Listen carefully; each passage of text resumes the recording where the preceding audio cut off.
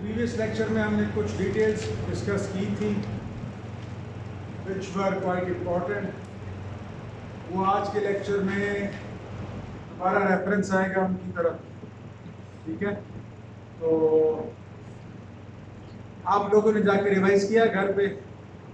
कितने बच्चों ने रिवाइज किया? आप चलो माशाल्लाह। बाकी बेटा अपनी रूटीन बनाए, जितने लेक्चर लें दिन में वो सारे लेक्चर 1.5 घंटा, कितना नोट्स लें लेक्चर्स के, ठीक है। उसके बाद 1.5 घंटे के लिए 1.5 आवर होंगे, आप उसको रिवाइज करें कि यार मैंने क्या नोट किया है, टीचर ने क्या बताया था, ठीक है। 1.5 घंटा लगेगा रफली आपको सिर्फ रिवाइज करना। मैं याद करने का नहीं कह रहा, रिवाइज करना, दोबारा ज़हन में दोबारा दोहराना कि क्या पढ़ा था आज। This is going to help you a lot in your exams, in your assignments. ये पक्की रूटीन बनाए, 1.5 घंटा ही है ना, तो निकालें अपने लिए, ठीक है। आज का जो ये है initial principles of accident prevention, उसमें जो मेजर टास्क होता है हमारा, that is identifying and prioritising a hazard, ठीक है। आइडेंटिफाई का क्या मानी है? शनाख्त। और प्रायोरिटाइज अहमियत देना भी है बेटा, लेकिन तरजीह देना ज़्यादा। तरजीह भी है कि कौन सी चीज़ है मैं तो ऊपर जो ज़रा निस्बतन गैर है मैं तो वो सबसे नीचे, ठीक है। फिर हमने आइडेंटिफाई भी करना है और तरजीह भी देना। तो मेरे जहन में डिफरेंट सिनेरियोज आ रहे हैं आज के लेक्चर के हवाले से, जिसमें सेफ्टी का मौजूद हो पहलू। कौन सा मौजूद हो पहलू? तो आप कोई सिनेरियो प्रपोज करें जिसमें सबसे पहले ये बताएं हैजर्ड की डेफिनेशन क्या है। अब लास्ट लेक्चर में थे, क्या पढ़ाया था? Probabilities of risk, sir. क्या Probabilities of risk. Exact definition क्या है? 3 वर्ड अहम बताए थे, कौन कौन से? और उन वर्ड्स को बड़ी देर तक बताता, एक्सप्लेन करता। शाबाश। Source of danger that has potential to cause an incident or accident. Potential word का अपना मानी है, सोर्स होने का अपना मानी है, डेंजर का अपना मानी।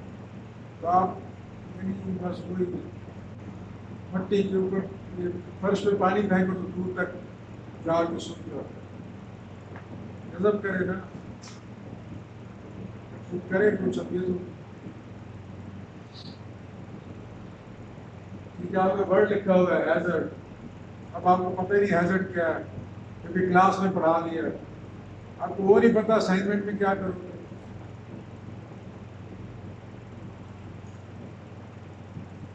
ये हैजर्ड वर्ड है और आपके जहन में फौरी आए कि सोर्स है डेंजर का, जिसके अंदर सलाहियत है एक्सीडेंट या एक्सीडेंट कॉज कर देती है, एक्सीडेंट या एक्सीडेंट कॉज कर देती है। हैजर्ड का ये मानिए, ये फौरी आपके जहन में है, ठीक है। हाँ जी, कोई बताए कि हैजर्डस सिचुएशन, ऐसी सिचुएशन जिसमें हैजर्ड्स हो। रोड वाली होगी उसको छोड़ दें, आगे चलिए। उसमें बहुत सारी एप्लीकेशन है, वो लेक्चर के अगले पार्ट के साथ भी कनेक्ट हो। Any other example? Fire and construction area. Construction area, very good very good. किस चीज़ की कंस्ट्रक्शन का area? Hospital. Hospital, multi storey building. Yes. इसलिए क्या क्या होता है वहाँ पे?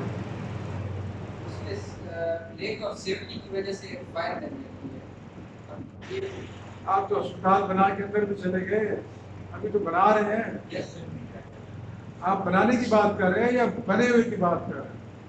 आप तो फिर किसी भी टाइम तक सकते वो वैसे बनाना होगा कंस्ट्रक्शन का construction of the hospital building यहीं तक रहे, आगे मत जाए। आग लग सकती है, that is also hazard, depend करता है कि क्या की सिचुएशन में। ग्रे स्ट्रक्चर तक तो नो चांस, ठीक है, बट इट्स स्टिल देयर। हाँ जी, क्या क्या होता है उसके साथ? क्रेन्स होती हैं, शाबाश, और हाँ शाबाश, और आप कुछ बोल रहे हैं, क्यों शर्मा रहे हैं? क्या? लिफ्ट्स,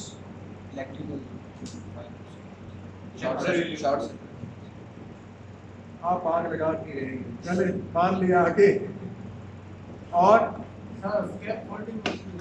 फोल्डिंग होती है जिसमें वो फटे रखे होते हैं और वो उसके ऊपर चल के वो काम कर रहे होते हैं या नहीं होते? और जी केमिकल्स हो गए, सीमेंट्स हो गए, so on and so fourth. और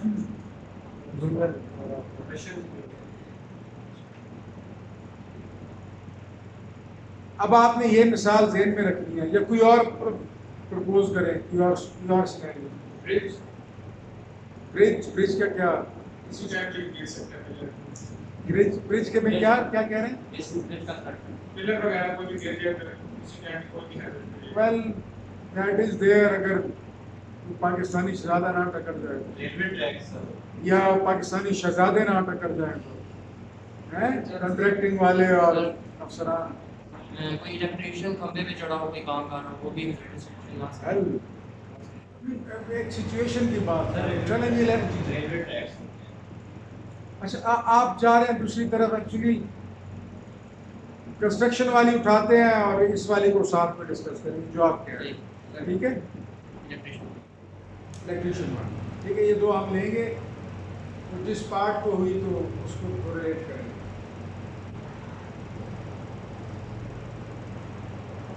अच्छा, अब आपने इमेजिन करना है कि बिल्डिंग खड़ी हो रही है, ठीक है, बे स्ट्रक्चर है, उसके ऊपर काम हो रहा है, स्कैफोल्डिंग लगी हुई है, फिर क्रेन्स खड़ी हैं, ऐसे क्या, और क्या हो सकता है वहाँ पे? बिल्डिंग मटेरियल्स पड़े हैं इधर उधर, हैपहैज़र्ड, ऐसे ही होता है ना, बजरी पड़ी है, ईंटें पड़ी हैं, सीमेंट पड़ा है, सरिये पड़े हैं, particularly that can be very dangerous. Scaffolding के फटे लगे हुए हैं। आ गया स्केच, आ गया ज़हन में? अब उसके ऊपर बंदे काम कर रहे हैं, आपके जो लेबरर्स हैं या जो ह्यूमन रिसोर्स है वो क्या कर रही है, उसके ऊपर काम कर रही है, ठीक है। नाउ वहां पे कौन कौन से हैजर्ड्स मौजूद हैं? हैजर्ड के क्या मानी है? Source of danger that has the potential, लाजमी नहीं है कि हो, लेकिन हो सकता है, ठीक है। क्या क्या हो सकता है बताएं? दूसरे फ्लोर से वर्कर गिर सकता है, आपका वर्कर गिर सकता है, सबसे पहला जो ज़हन में, ठीक है, फटा आपका टूट सकता है, शाबाश। अब ये हैजर्ड आप आइडेंटिफाई करें, हैजर्ड क्या करें? आइडेंटिफाई करें। और मशीनरी का फॉल्ट आ सकता है, ठीक है, और ईंटें लेके जा रहे होते हैं कुत्ते में फॉल्ट, अब वो मैनुअली लेके जा रहे हैं या जो ये बेटा कह रहे थे लिफ्ट के जरिए, तो lift can malfunction, cables भी टूट जाती है, ठीक है। अब now you are identifying different hazards, क्या करें आप लोग? डिफरेंट हैजर्ड्स को आइडेंटिफाई कर रहे हैं ऑन अ कंस्ट्रक्शन साइट, ऐसे ही है, दिस इज आइडेंटिफिकेशन। सपोज अगर हमारे पास सीमेंट है और उसमें पानी चला जाता है और उससे उसकी वो क्या कहते हैं कि प्रोडक्टिविटी खराब हो जाती है, और इसमें ह्यूमन का तो कुछ नहीं है, सपोज कि ह्यूमन को तो लॉस नहीं होगा, क्या इसको भी हम हैजर्ड नहीं काउंट करेंगे? हाँ है ना, क्यों नहीं है, क्यों नहीं है? Hazard can lead to incident में तो आ सकता है, अभी आगे चलेंगे, ये चीज़ आपका क्वेश्चन आंसर हो जाएगा, Yes. But it is there, it is an incident. एक गट्टू के तो आप एक 40 किलो के तो आप कुछ नहीं बोलेंगे, लेकिन जब वो आपके 50 के साथ हो जाए तो फिर, या 500 के साथ हो जाए फिर, इन 500 के ऊपर पानी पड़ गया तारों के ऊपर, फिर क्या होगा? फिर तो जो भी है बंदा हो तो चीखें मार के यार मेरा इतना नुकसान कर दिया। So it's no more an incident of low swearing. ये आगे आते हैं इस तरफ, ये चीज़ें डिस्कस होंगी। अच्छा, ये एग्जाम्पल फिर भी इतनी अच्छी नहीं है इस लेक्चर का, जो उन्होंने दिया वो भी इतनी अच्छी नहीं, but I would love to discuss, ताकि आपके जहन में मल्टी फैसेटेड कॉन्सेप्ट बिल्ड हो। ठीक है, अच्छा जी।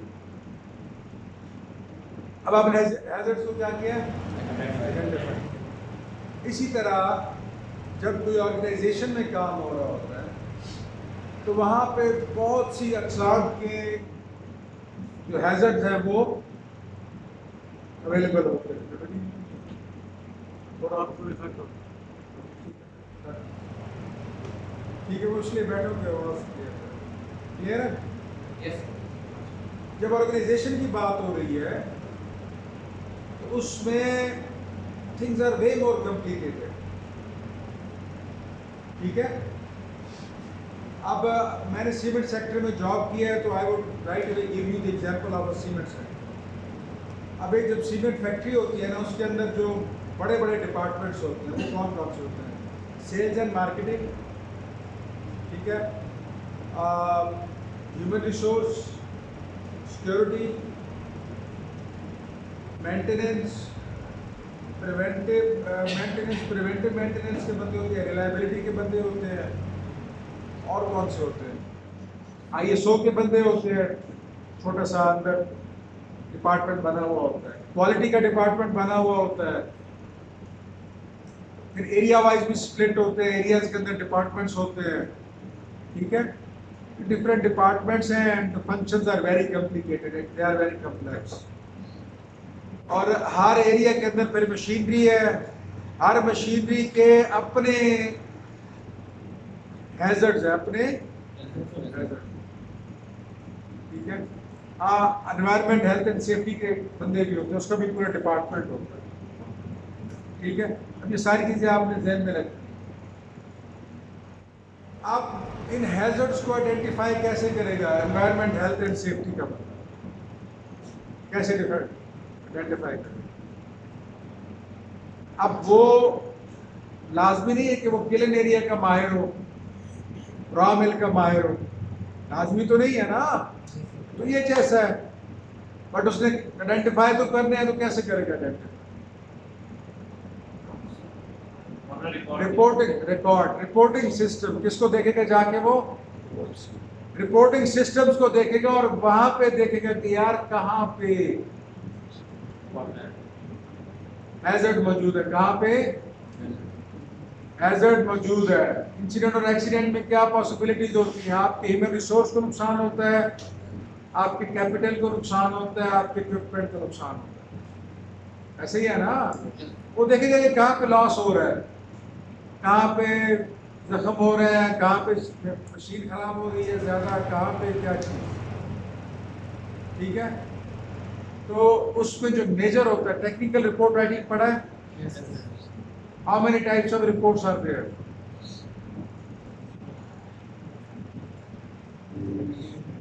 शाबाश, फिजिबिलिटी रिपोर्ट, वेरी गुड। और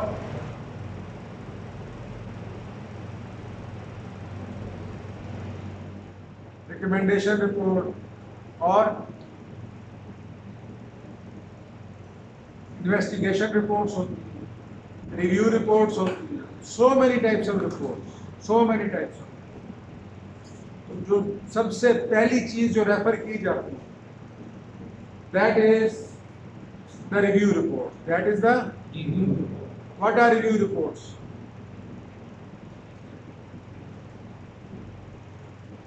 रिव्यू रिपोर्ट क्या होती है?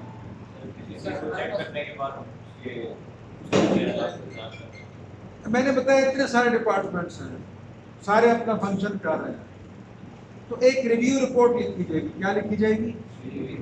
That can be monthly, quarterly, 6 monthly, annually.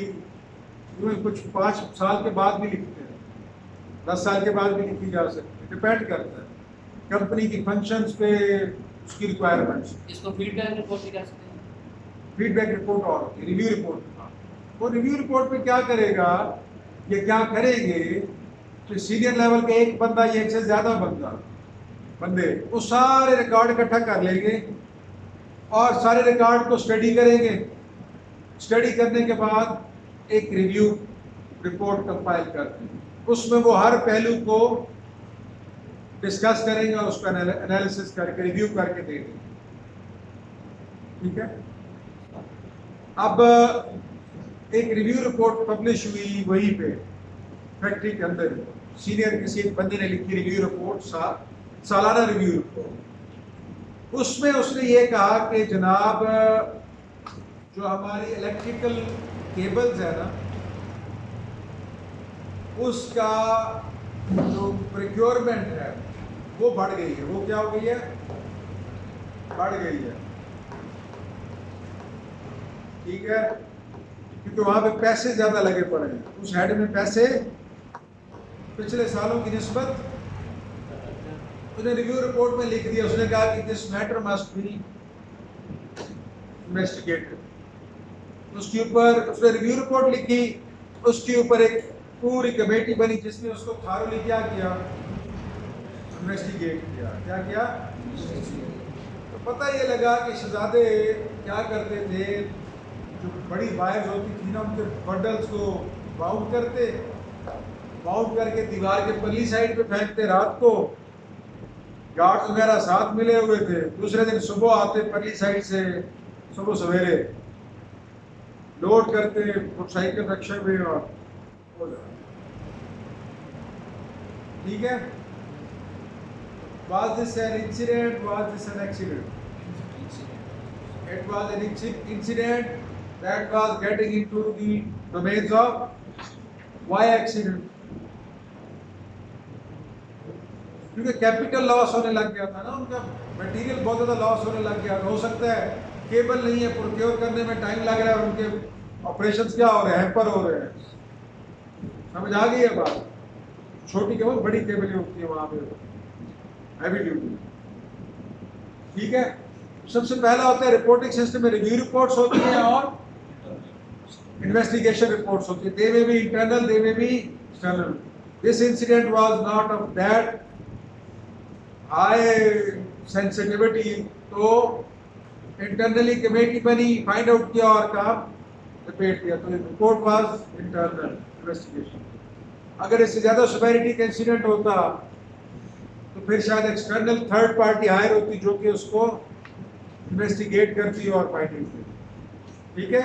तो रिपोर्टिंग सिस्टम से क्या हो रहा होता है आपके रिव्यू रिपोर्ट से और इन्वेस्टिगेशन रिपोर्ट से क्या हो रहा होता है, आपके हैजर्ड्स आइडेंटिफाई आप कर सकते हैं। ठीक है, क्लियर है? और चेक करेंगे क्या चीजें इनडायरेक्ट होके आती हैं, डायरेक्ट नहीं होती, इनडायरेक्टली आइडेंटिफाई हो जाती है। दूसरा इंस्पेक्शन। दूसरा क्या है? What is an inspection? Checking. चीज को विजिट करके सर उसके चेक करना, किसी चीज, किसी जगह को, किसी फैसिलिटी को, किसी ऑर्गेनाइजेशन को, किसी एरिया को विजिट करना और उसको इंस्पेक्ट करना। फॉर एग्जांपल कोई बंदा आता है और इस रूम को इंस्पेक्ट करता है, इस रूम को, दैट वुड बी इंस्पेक्शन। वो देखेगा कि चेयर्स कैसे पड़ी हैं, पंखों की क्या सिचुएशन है, दीवारों की क्या सिचुएशन है, वो एक इंस्पेक्शन रिपोर्ट बना के दे दे। ठीक है। तो when you are doing inspections, उस टाइम पे क्या होते हैं, आपके हैजर्ड्स बहुत ज्यादा आइडेंटिफाई हो सकते हैं। क्लियर है? Then comes the audits. क्या आते हैं आपके? Audits. What are audits? Check and balance. Inspection में check and balance और नहीं, audit वो check and- ये लगता है आपके बाबा जरा घरवा की कुछ सख्ती करता है आपके ऊपर, हैं? नहीं सर। फैसल दाता लगा रहा हूँ, बात करें आप चेक एंड बैलेंस हर बात पे जो काम करें। ये पहले उसको बोला अच्छा चले आगे चले। What is an audit? एक स्पेसिफिक टाइम के बाद पिछली रिपोर्ट पर डिटेल्स चेक करना क्या होगा कैसे audit is way more detailed. Inspection में तो एरिया इंस्पेक्ट करके आप चले गए, एक स्पेसिफिक जगह चेक की और चले गए। जब ऑडिट होता है ना तो ऑडिट में हर चीज चेक होती है, एवरीथिंग फ्रॉम। एक ऑडिट हमने भुगताया हुआ है, मैं उस फैक्ट्री के एग्जाम्पल दूँ, उसमें वो इतनी हर चीज की इतनी डिटेल में जाते हैं ना। फॉर एग्जाम्पल वो पैकिंग प्लांट पे है तो उन्होंने आके वहाँ पे जो हमारे पास खाली गट्टू पड़े थे, जो वेस्टेड गट्टू पड़े थे,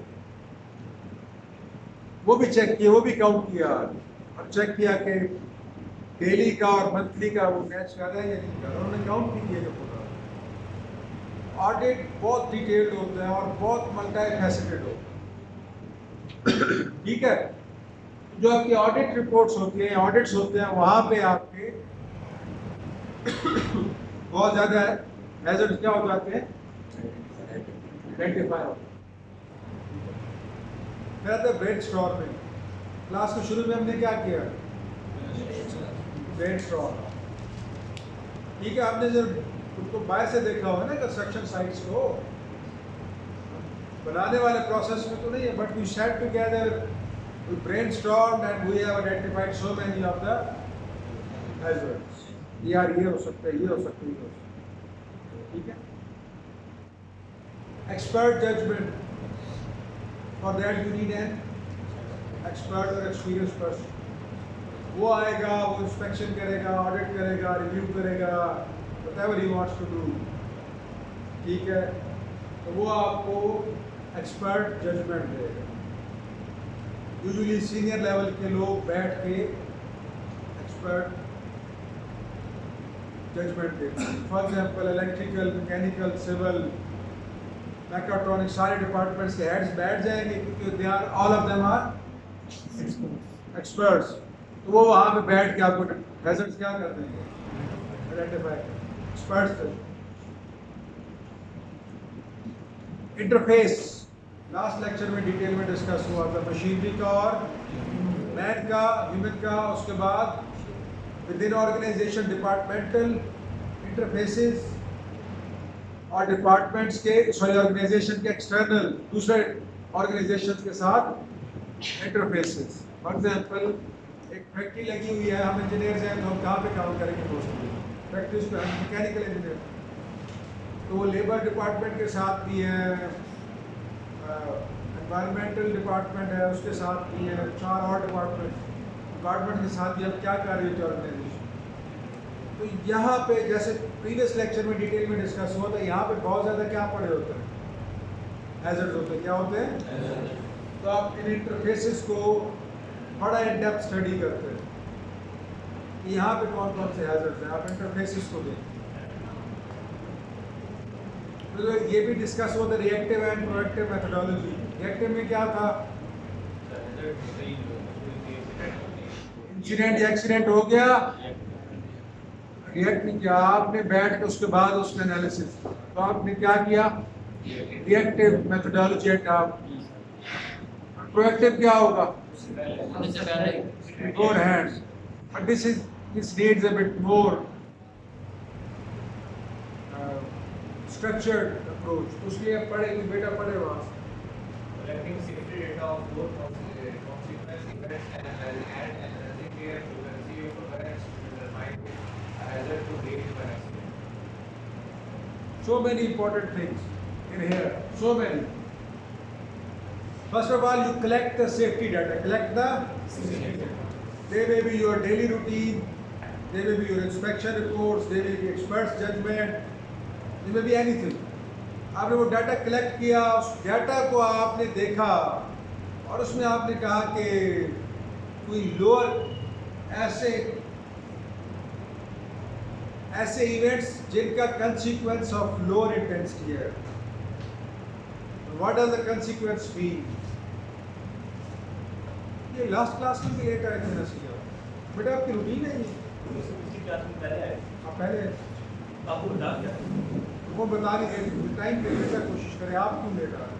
सर मैं इसके भाई के पास जाता हूँ इसके बाइक के पास भाई सर वो भाई आए थे इनसे मिलने किससे भाई आ रहा है? मेरे भाई आए इनसे मिलना, ये स्टूडेंट है और इनसे मिलना लाजमी था उनको। जी दोस्त दोस्त क्या लास्ट छोड़ बिजनेस मीटिंग भी आप खुद जाए ना, आप क्यों लेट है? अब यार ये तो ग्रुपिंग है ना सीधी सीधी। आप अपनी पूछे, आपने कहा था आपके भाई आए, आप उनसे मिलने जा रहे हैं यस और आप 2 साथ और ले गए, तो बोला आप ग्रुप बना के बैठे घूम रहे हो ना।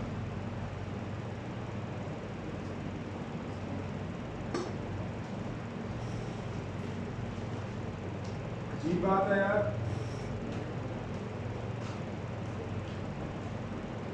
अब ये गैर मुनासिब रवैया है ना। भाई उनके आ रहे हैं और मिलने ये 2 भी जा रहे हैं साथ और क्लास छोड़ के जा रहे हैं। बेटा ध्यान किया करें, आप सी आ रहे हैं, आपके बगैर वो मैं आपसे बोलता रहूँ, ये दूसरे बच्चों को बोलता रहा। नेक्स्ट टाइम थोड़ा केयरफुल रहे। मैं जानबूझ के रिकॉर्ड करा रहा हूँ ताकि रिकॉर्ड पे आ जाए,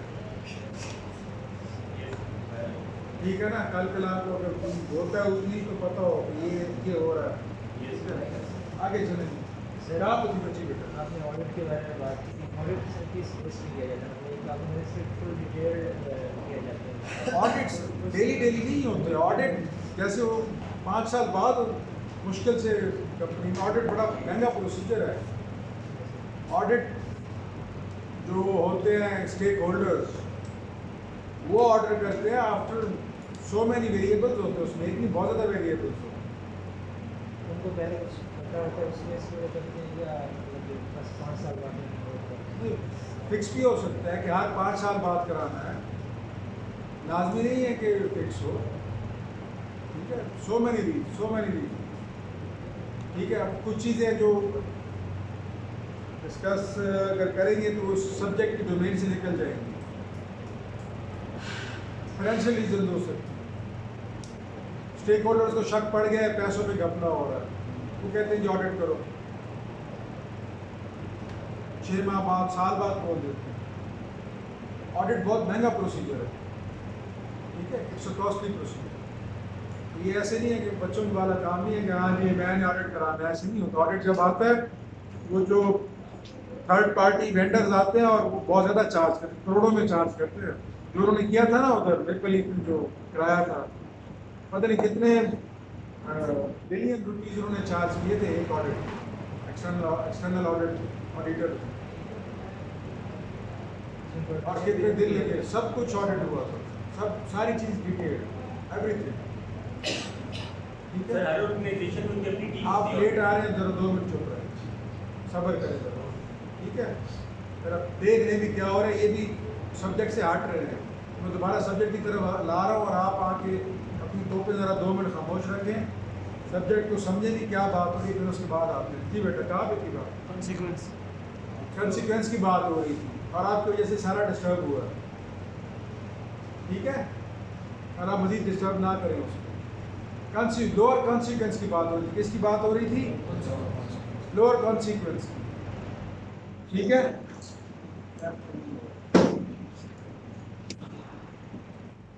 वर्कशॉप्स में गए आप लोग?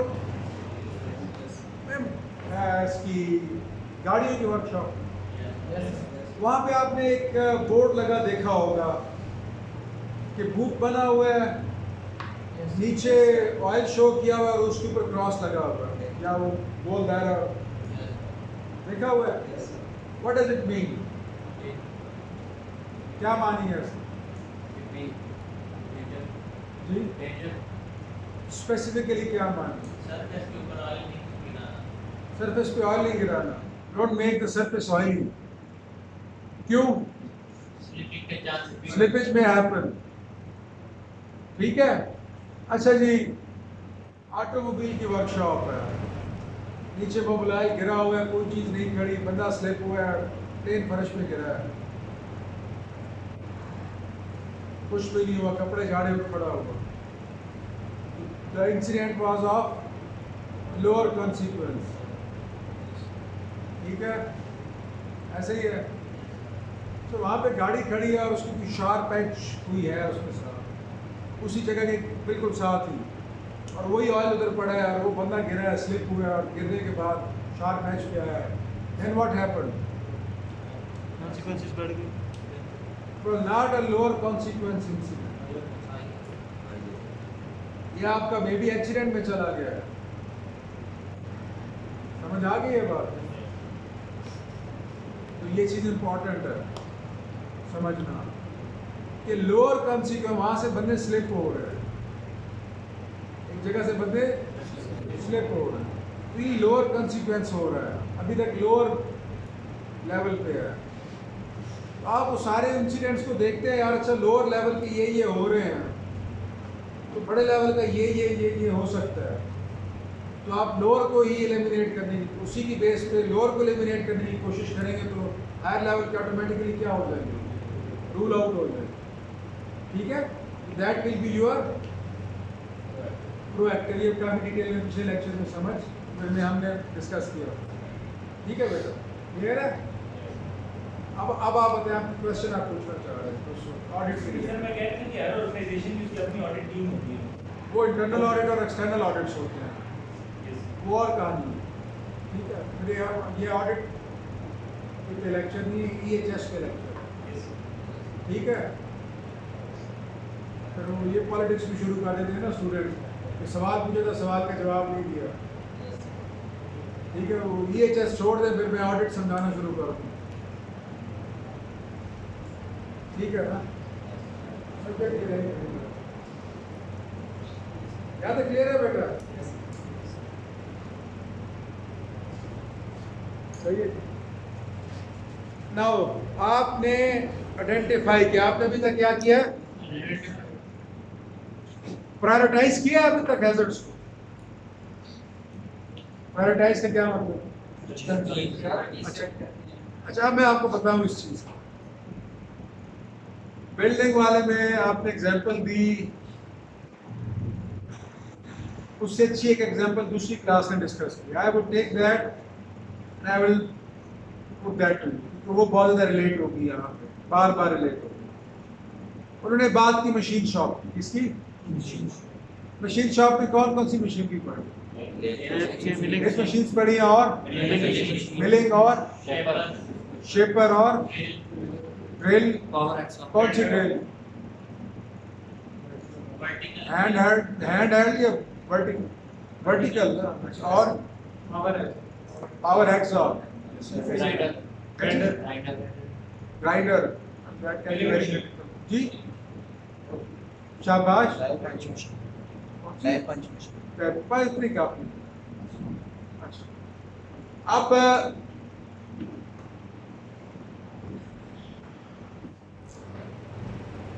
let's take the lathe machine. Let's take the lathe machine.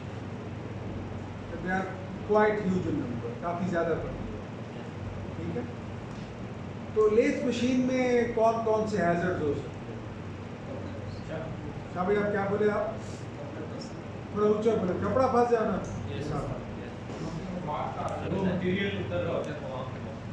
Material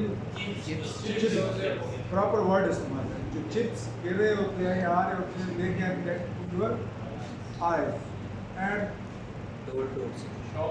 sir वो मटेरियल जो होता है, आप क्या कह रहे हैं? शॉक लग सकता है, इलेक्ट्रिक शॉक लग सकता है। ठीक है, तो अपनी ये सारे काम के हैं न, इनमें से कोई भी ऐसा नहीं है जो आप कहें कि नहीं है वहाँ पे। Everything is there, don't worry. कम से कम इनपुट दे।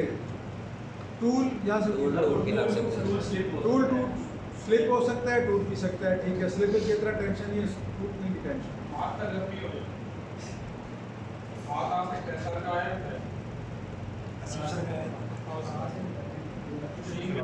हाँ, मशीन में आ गया तो that can be, yes. So there are so many types of hazards. ठीक है, अब let's talk about the hazard of chip. Chip का क्या पॉसिबिलिटीज हैं? गर्म, इट्स हॉट, वो आई आपके बेयर स्किन को उसने टच कर दिया, आपकी स्किन चल उसने आपको उसके शार्प एज है, उसने आपको इधर हिट किया और यहाँ पे आपको छोटा सा कट लगा, ठीक है? आगे दोबारा खासा आपकी आँख में चली। अब आप देखिए कंसिक्वेंस क्या हो रहा है, एक उसका सेवेरिटी, ये अगली स्लाइड के रिलेटेड है। आप इधर इलेक्ट्रिक शॉक की एक बेटे ने एग्जांपल, लेज मशीन से इलेक्ट्रिक शॉक लग सकता है, एक बेटे ने कहा चिप का हो सकता है। अब इसमें से कौन सा इंसिडेंट है जो बहुत ज्यादा बार बार हो रहा है, वाला मोर फ्रीक्वेंट है, ठीक है? अच्छा, अब it can be, it is more frequent and it can become very severe. It can become very severe. Electric shock वाला कभी लेज मशीन से लगते देखा है, सुना? ऑलमोस्ट नाउ नहीं हो रहा, हो सकता है, लेकिन अगर होगा चाहे बात नहीं करेगा, क्या बात? इट विल बी बहुत शदीद होगा, सीवियर होगा, क्योंकि शिद्दत ज़्यादा हो, फ्रीक्वेंसी कम लेकिन शिद्दत ज़्यादा। अब ये चीज़ें हम यूज़ करेंगे प्रायोरिटाइज करने के लिए, क्या करने के लिए? आइडेंटिफाई की कौन सा ज़्यादा प्रायोरिटी का है भाई और कौन सा लो प्रायोरिटी का है। Electric shock may be never happen from the lathe machine, from the जो वहाँ पे पड़ी है, maybe never, it never happens, but priority में इसको कहाँ पे रखोगे? लो पे, ठीक है? और चिप का गिरना अगर डिपेंड करता है, वो आगे एनालिसिस करना पड़ेगा, ठीक है? ठीक है, क्लियर हो गया? अब ये अगर आप एग्जांपल ज़हन में रख ली तो ये स्लाइड जो है, स्लाइड भी आपको क्लियर हो जाएगी। कोई बेटा पढ़े जरा, थोड़ा उस जानदार आवाज में पढ़े ताकि रिकॉर्डिंग हो। Safety risk probability, likelihood or probability that a safety consequence or outcome will occur. What is probability? Chance, ठीक है? आपके पास 6 साइड डाइस है, हम उसको फेंकते हो तो एक किसी एक नंबर के आने के प्रोबेबिलिटी है, चांस कितना है? 1/6। स्टैटिस्टिक्स पढ़ी है, शुमारियात FSC में तो पढ़ी है, अभी चले नहीं पढ़ी तो वहाँ से कुछ ना कुछ कॉन्सेप्ट तो लेके आए हो। अब वो वाले कॉन्सेप्ट आप यहाँ पे यूज कर सकते हो, ठीक है? और उसकी बेस पे आप इस कॉलम का जो आखिरी हिस्सा है उसको वहाँ पे वैल्यू पुट करेंगे, ठीक है बच्चे? The likelihood or probability that a safety consequence or outcome will occur, ठीक है? उसको आप क्या कहेंगे? It is basically safety risk probability. Let's say chip आपकी जो ड्रॉप हो रही है उसकी बात कर, जो हिट कर रही है, जो आपके एप्रन पे आके लग रही हैं, आपके ग्लव्स पे लग रही हैं, खुदा न खास्ता फेस पे आके लग रही हैं, जब इसकी प्रोबेबिलिटी क्या है? बहुत ज़्यादा है। क्वांटिफाई करना हो तो कैसे करेंगे? डिफरेंट वेज है। Count the total number of chips fallen, उसकी रेशो निकालें to the number of ones that are hit against each scenario में। या ये देखें कि यार एक दिन में 1 घंटा मशीन चली है और 1 घंटे के दौरान हाथ पे 50 चिप्स गिरे हैं, फेस पे 1 लगा है और एप्रन पे 1000 लगे हैं और बाकी नीचे गए हैं, ठीक है? तो यहाँ से रेशो निकाल के you can quantify the probability, you can quantify the probability, got it? ठीक है? और इसकी बेस पे आगे फिर वैल्यू ऐड होगी, वो यानी इस तरह आगे सिस्टमेटिकली चीज चलेगी। आगे अगली लाइन पढ़े जी। Consider different scenarios so that all potential consequences are considered. Consider different scenarios. एक हैजर्ड है, उसके मुख्तलिफ सिनेरियोज हो सकते हैं, उसके मुख्तलिफ सिनेरियोज हो सकते हैं, ठीक है। तो चिप गिरी है, उसके 3 सिनेरियो हैं, सही है। एंड जो लेथ मशीन के हम एग्जांपल ले रहे हैं,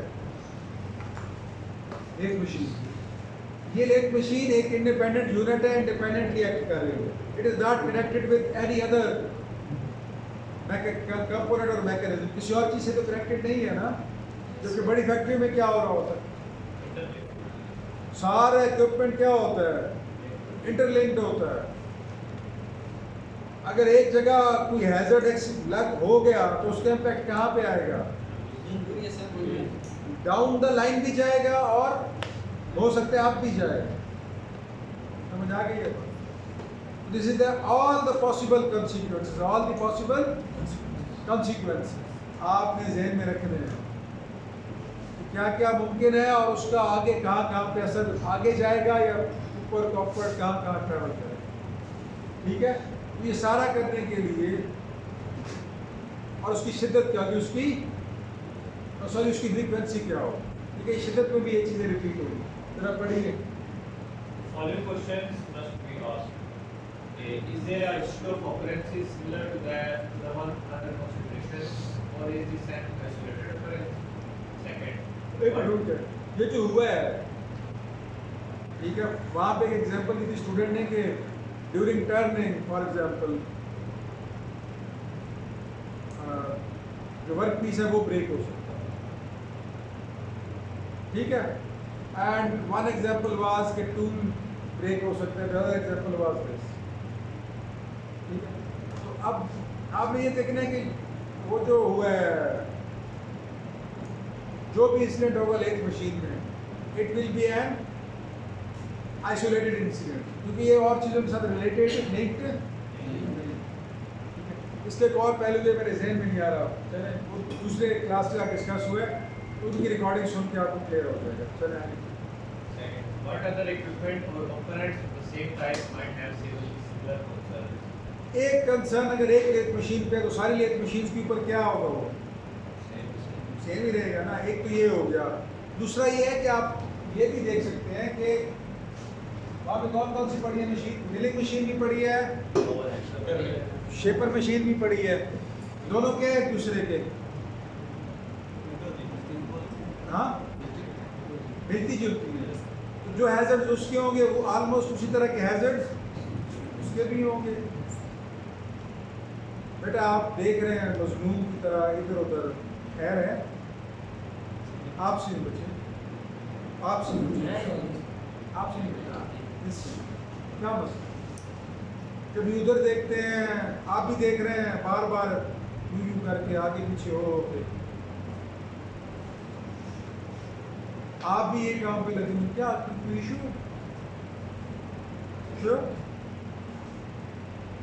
रात सोयो, अभी थके हुए हैं,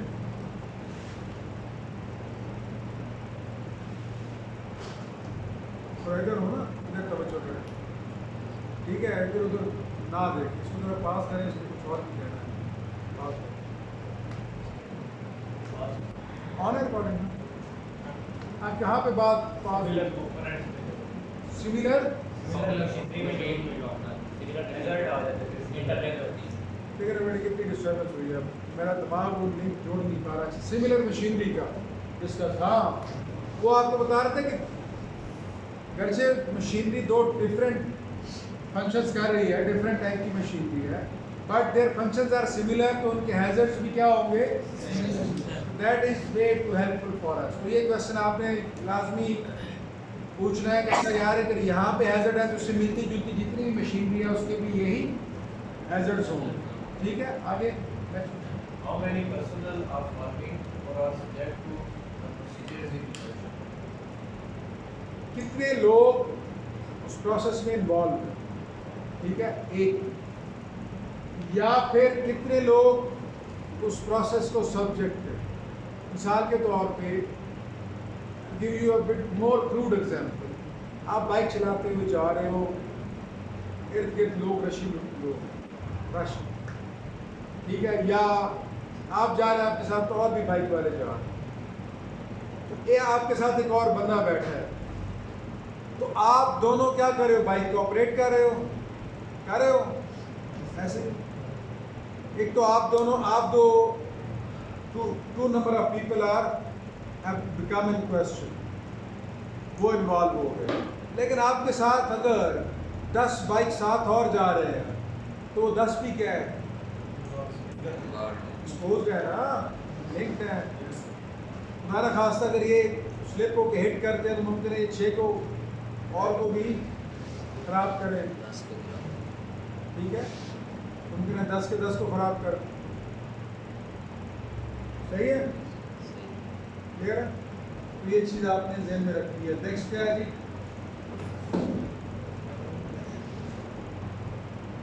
what is the exposure of the hazard under concentration? What is the exposure of the hazard under concentration? For example, what is the percentage of time the equipment or activity which is used during an operation? Exposure to the hazard, exposure to the, मिसाल के तौर पे usually ये number of hours में होता है, usually किस में होता है, नंबर ऑफ आवर्स में होता है कि आप एक मशीन चला रहे हैं, तो मशीन 24 घंटे चल रही है, ठीक है, तो जो उसके साथ पर्सनल जो उसको ऑपरेट कर रहे हैं या उसके साथ अटैच है, तो उनका एक्सपोजर क्या हो गया, 24 आवर्स, ठीक है।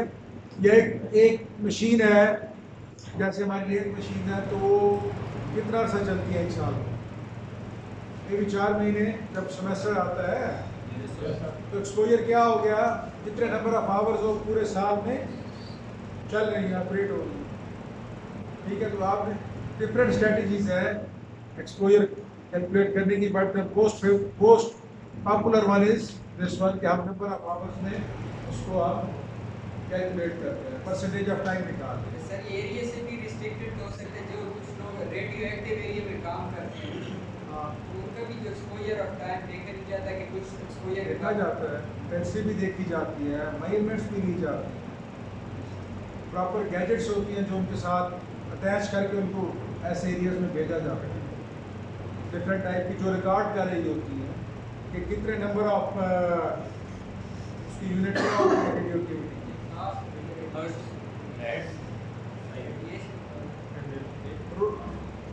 रोटेंजन या रोंजन जो भी है वो वाली इसकी यूनिट है, वो सारा कैलकुलेट हो, गॉस भी होती है मेरे ख्याल में, डिफरेंट यूनिट्स हैं, वो प्रॉपर कैलकुलेट हो रहा है, नंबर ऑफ आवर्स कैलकुलेट हो रहे हैं आप, ठीक है, you are right over there,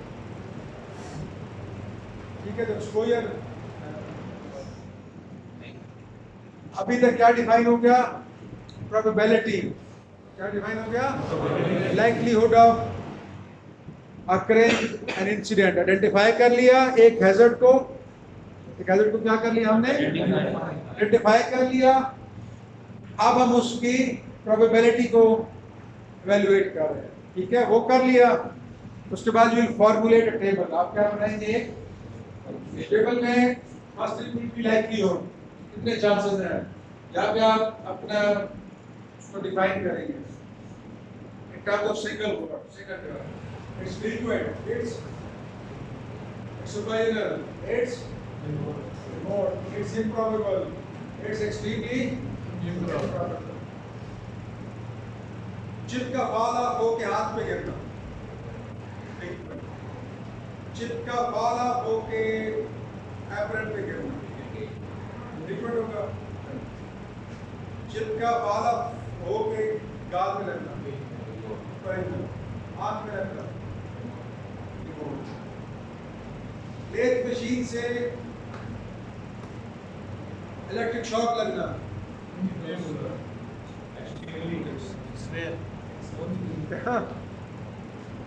एक कैमरा मुझे इधर से उधर भी लगाना पड़ेगा, अच्छा हाँ, नहीं नहीं नहीं नहीं, लगने की फ्रीक्वेंसी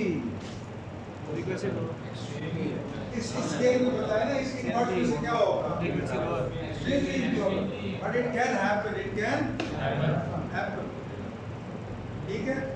अब आगे आपने इनको एक्सप्लेन नहीं करना है कि फ्रीक्वेंसी क्या मुराद है, ठीक है, next column you are going to tell, ताकि जो बंदा इस टेबल को पढ़ रहा है उसे समझ आ जाए, उसे पता लग जाए कि आपके नीचे जो हैजर्ड लिखे हुए हैं और किसी हैजर्ड के आगे अगर ये इसका नंबर लगाया है तो उसको पता हो कि अच्छा इसका मानी ये वाला है, ये ओरिजिनल है और ओरिजिनल का मानी ये वाला। तो फॉर एग्जांपल इस केस में, इस पर्टिकुलर केस में जो स्केल रखा गया है वो क्या रखा गया, 5 क्या रखा गया है। आप 3 का भी बना सकते हैं, ठीक है, आप 10 का भी बना सकते हैं, डिपेंड करता है आप किस किस्म के सिनेरियो को, सब्जेक्ट किस सिचुएशन को आप एनालाइज कर रहे हैं। तो फ्रीक्वेंटली क्या, likely to occur very times, ठीक है, original likely to occur sometimes, unlikely to occur but possible, very unlikely to occur, almost inconceivable that the event will occur, जैसे हम लोग शॉर्ट करेंगे। उसके बाद आप इनको क्वांटिफाई करेंगे, क्या करेंगे, वैल्यू असाइन करेंगे, that may be based on the principles of probability। आप ये क्वेश्चंस पूछेंगे और वो प्रोबेबिलिटी में वो आप उसको क्वांटिफाई करेंगे और कहेंगे यार सॉरी इतनी क्वांटिटी इतना अगर 0.7 आए 0.9 आए तो इसका मतलब क्या है, प्रोबेबिलिटी फ्रीक्वेंट है, 0.7 है तो ओरिजिनल है, 0.6 है तो रिमोट है, और अगर 0.1 आए रिमोट कह दिया, ठीक है। उसके बाद you are going to assign a value 5, 4, 3, 2 पर, but there is no zero, there is no zero। जैसे on the basis of history हम कर सकते हैं, suppose हमारे पास एक साथ में केसेस आए जिनका कुछ उस चिप्स के साथ मसला हुआ था, किसी को करंट लग गया, उसकी जो प्रोपोर्शन है हमारे पास उसे हम वैल्यू असाइन कर सकते हैं। पहली चीज है कि चिप का जब आप एनालिसिस कर रहे हो हैजर्ड का, वो एक इंडिपेंडेंट हैजर्ड है, फिर उसी को पकड़ो लाइक चार्ट को साइड करो। अब चिप के अंदर जब जूम इन करोगे तो डिफरेंट पॉसिबिलिटी, ठीक है, समझ आ गई है।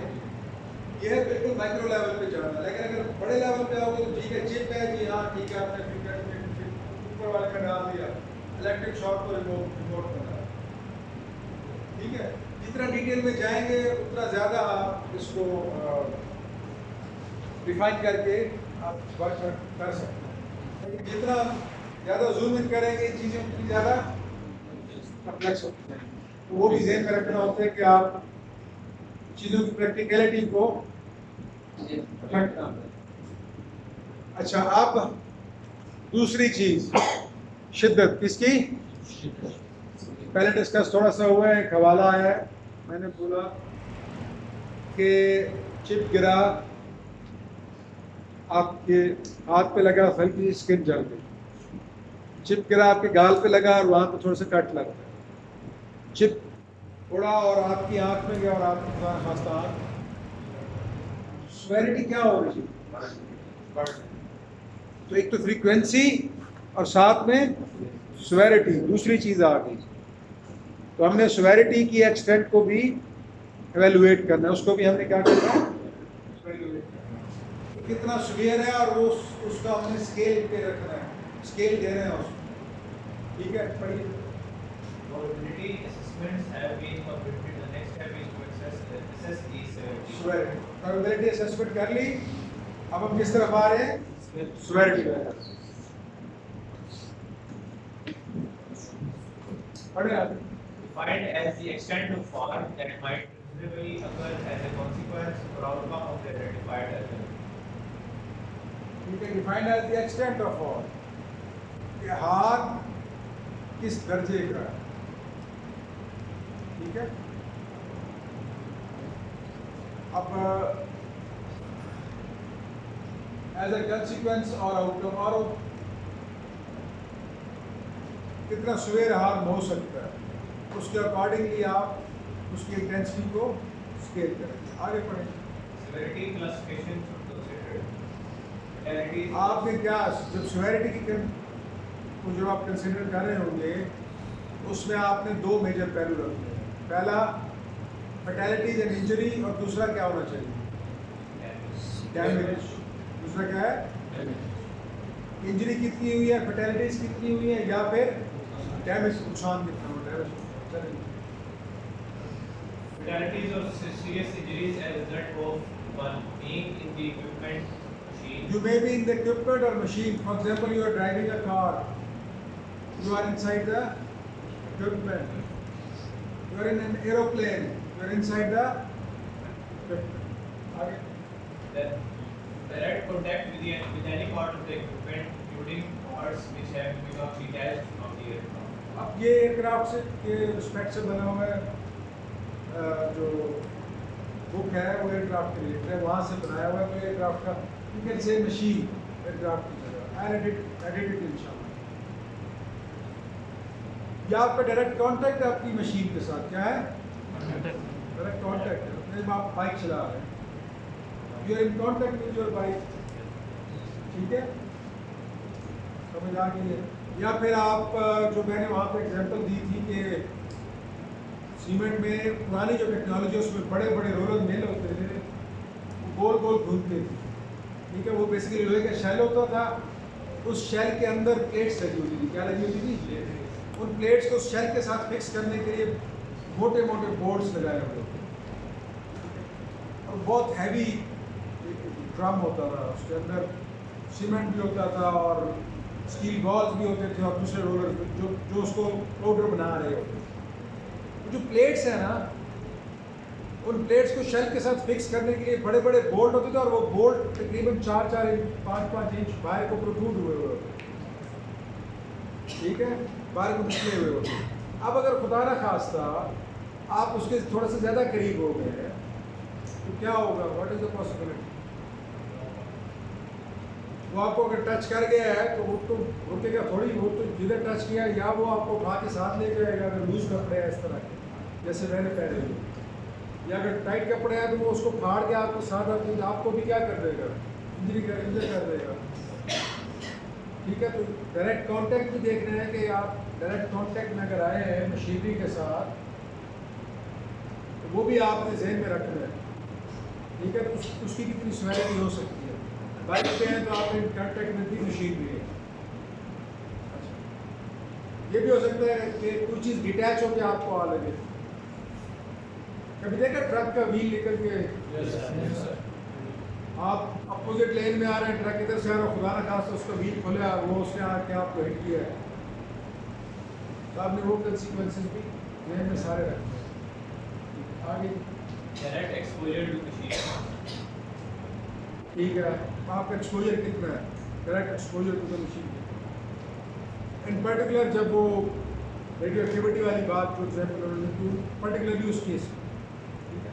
तो ये होगा आपका फर्टिलिटीज और सीरियस इंजरी इन सेटअप्स में, किन सेटअप्स में, कौन कौन से, you are inside the equipment, you are in contact with the equipment, detach part आपको हिट कर गया है, या आप कितना एक्सपोज हो रहे हैं मशीन, ठीक है। और दूसरा डैमेज, दूसरा क्या है, डैमेज का पड़ी, Machine sustains damage or structural failure.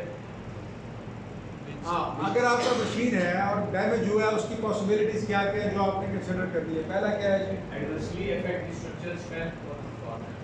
उसकी स्ट्रक्चरल स्ट्रेंथ और परफॉर्मेंस को उसने एडवर्सली अफेक्ट कर दिया, वो रिपेयर नहीं करनी पड़ी आपको, कुछ भी नहीं करना पड़ा, लेकिन उसकी परफॉर्मेंस क्या हो गई है, एडवर्सली अफेक्ट। फॉर एग्जांपल आपकी गाड़ी की अलाइनमेंट ओवरऑल हिल गई है, ठीक है, जैसे कभी देखिए गाड़ियाँ ऊपर से टेढ़ी नजर आ रही होगी, कभी देखिए फासले से देखें तो गाड़ी जा बिल्कुल रही है और लग रही है कि टेढ़ी है, तो ठीक है, तो उससे आपकी परफॉर्मेंस पे डेफिनेटली आपका असर आएगा, लोडिंग टाइप चेंज हो जाएगी। आगे Would normally require major repair or replacement of the affected. अगर ज़्यादा एक्सटेंट है तो आपको मेजर रिपेयर करानी पड़ेगी या रिप्लेसमेंट करानी पड़ेगी, ठीक है। और हो सकता है कि उस पार्ट की रिमूवल भी क्या हो, मुश्किल हो। अच्छा, अब आजकल जो निज़ाम चल रहा है that is based on automation, that is based on auto. अगर कोई एक्सीडेंट हुआ और ऑटोमेशन का सिस्टम आपका हिल गया, यानी उसकी सिग्नलिंग में इशू आ गया, तो वो क्या करेगा, मैन्युफैक्चरिंग में भी शुरू हो जाए, मे भी मशीन के जो जो जो जो ऑपरेशंस हैं, जो वर्किंग है, वो इम्पेयर हो जाए। पढ़िए Automation system or equipment sustains damage which the management of machines and machines is adversely affected or और installation capability is adversely affected. क्योंकि यह दो पॉसिबिलिटीज ये भी हैं कि आपकी मशीन की जो इक्विपमेंट की मैनेजमेंट है, उसकी जो सेपरेशन की है, आप किसी एक पार्ट को सेपरेट नहीं कर पा रहे, किसी एक पार्ट को आप करना भी है तो आपको मशीन को क्या करना पड़ेगा, काटना पड़ जाए। अगर आपको मशीन के स्ट्रक्चर को या दूसरे कंपोनेंट को भी निकालना पड़ जाए, तो आपको ये चीज़ भी ज़हन में रखनी है। ठीक है, ये वाली चीज़ एवेल्युएट करते हुए, ठीक है जी, सही है। या फिर इंस्टॉलेशन कैपेबिलिटीज़ तो कहीं इम्पेयर नहीं होगी। मिसाल के तौर पे ये जो मेरा कैमरे का स्टैंड लगा हुआ है, इसमें देखें मैंने वो दूसरे तरीके का नट लगाया हुआ है, देखें इसका ओरिजिनल वाला क्या हो गया, मेरे से गुम गया, तो इट हैज डैमेज्ड इट। सही है, उस लेवल की इसकी परफॉर्मेंस नहीं, सही है। अच्छा, प्रोबेबिलिटी हो गई। Now we are talking about the severity. उसी तरह सेवेरिटी का टेबल बनेगा। किसका टेबल बनेगा? फर्स्ट यू राइट सेवेरिटी, पहले क्या कैटास्ट्रोफिक, क्या है, it happened and the consequences were very grave। For example aeroplane आया है, आगे आपने फिर उसको एक्सप्लेन करना है किस केस को कैटास्ट्रोफिक कहेंगे। एरोप्लेन गिरा है, टोटली तबाह हो गया, ये क्या है, कैटास्ट्रोफिक। पायलट आपका बच गया है, ठीक है। दूसरा, प्लेन गया, पायलट भी गया आपका, प्लेन भी गया, समझ आ रहे हैं? तो it's catastrophic. Is it hazardous, ठीक है। But the large reduction in safety margin, जैसे मैंने आपको कहा गाड़ी टेढ़ी हो गई तो आपके सेफ्टी मार्जिन क्या हो रहे हैं, उसका स्ट्रक्चर तो वीक हो गया ना, सेफ्टी आपके मार्जिन आ गए ना। पहले ज़्यादा सेफ थे, आप क्या हो गया, आपका सेफ्टी के लेवल कम हो गया।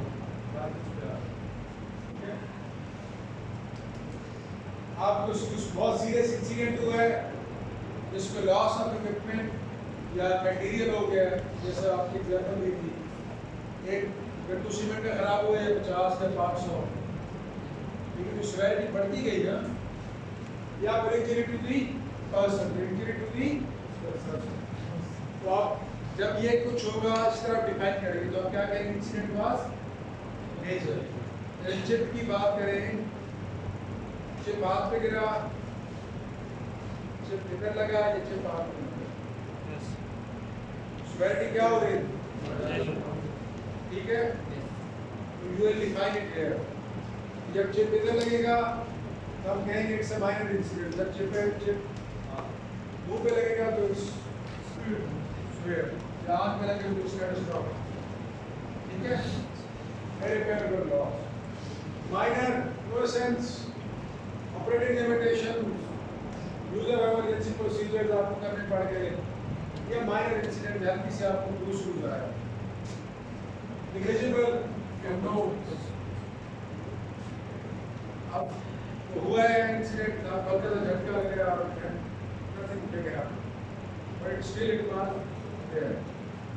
ये हो गया, आपने डिस्क्राइब कर दिया, सेवेरिटी को डिफाइन किया, उसको डिस्क्राइब किया, उसके बाद आप उसको आपने क्या करते हैं, वैल्यूज देंगे। क्या देती हैं, A B C D, ठीक है। अभी आप दे देंगे तो आपका कौन सा टेबल कंप्लीट हो गया, safety risk severity, safety risk severity table. अब दो टेबल आ गए, आइडेंटिफाई कर चुके हो। नाउ आप प्रायोरिटाइज कर सकते हो, क्या कर सकते हो, प्रायोरिटाइज कर सकते हो। तो वो करने के लिए you have to combine the two table, you have to combine the two tables, ठीक है। सिर्फ ये सब मोटी मोटी बात करेंगे, फिर ये यहाँ पे क्लोज कर देंगे। देखिए हॉरिजॉन्टली हमने क्या कहा? सिवियरिटी। और वर्टिकली क्या कहा? प्रोबेबिलिटी। और उसके बाद दोनों का कॉम्बिनेशन बना है, ठीक है? इस तरह का चार्ट बना देखा आपने डिपार्टमेंट में? कहाँ पे शामिल?